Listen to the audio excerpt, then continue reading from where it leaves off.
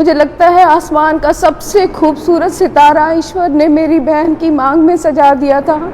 मेरी छोटी बहन का पति था, उस रूप में इतने कष्टों के बारे में सुना, इतने लोगों के तकलीफें सुनी, इतने लोगों का जाना सुना, लेकिन जब अपने ऊपर आ गया तो लगा सबसे दुखद, सबसे गंदा यही साक्षात्कार हो सकता था, और वो दिन भी हमने देख लिया। फिर भी रोहित से प्रार्थना है कि रोहित, तुम जहाँ भी हो अपने परिवार को संभल दो, अपने परिवार को हौसला दो आगे बढ़ने का। ऐसा दिन भी हमें देखना पड़ेगा, ये कभी सोचा नहीं था।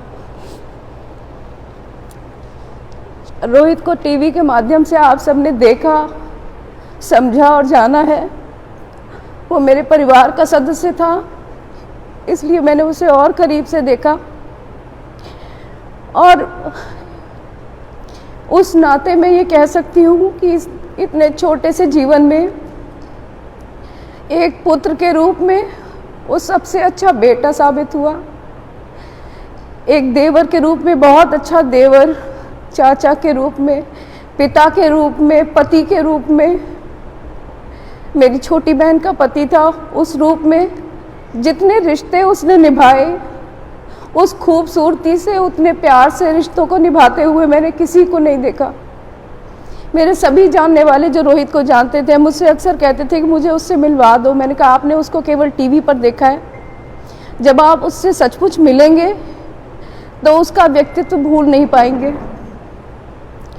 मुझे लगता है आसमान का सबसे खूबसूरत सितारा ईश्वर ने मेरी बहन की मांग में सजा दिया था। आज मैं उसको यही कहकर समझा रही थी कि सोचो कि ईश्वर तुमसे पहले ही संवाद कर लेता और तुमसे कहता कि जीवन छोटा होगा लेकिन बहुत खूबसूरत होगा, बहुत प्यार से भरा हुआ होगा, बहुत सुंदर होगा, तो तुम क्या मांगती? उसने कहा मैं यही मांगती। ये अन्याय ईश्वर ने जरूर किया है, लेकिन ईश्वर के लिखे के आगे हम सब असहाय हैं। न कोई कुछ कर सकता है, न कोई कुछ कह सकता है। बस इतनी विनती है कि मेरे रोहित को ईश्वर अपने श्री चरणों में स्थान दे और उससे कहे कि अपने परिवार को संभल दो, उन्हें हौसला दो कि वो आगे बढ़ सके। बहुत सारे काम अधूरे छोड़ गया है, लेकिन जाने वाला कभी तैयारी करके नहीं जाता। इतने कष्टों के बारे में सुना, इतने लोगों के तकलीफें सुनी, इतने लोगों का जाना सुना, लेकिन जब अपने ऊपर आ गया तो लगा सबसे दुखद, सबसे गंदा यही साक्षात्कार हो सकता था, और वो दिन भी हमने देख लिया।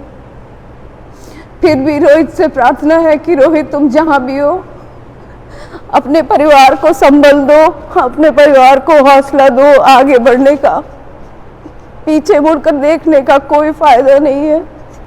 हे ईश्वर, उसे अपने पैरों में, अपने सदगदी में स्थान दे और उसके परिवार को हौसला दे। धन्यवाद।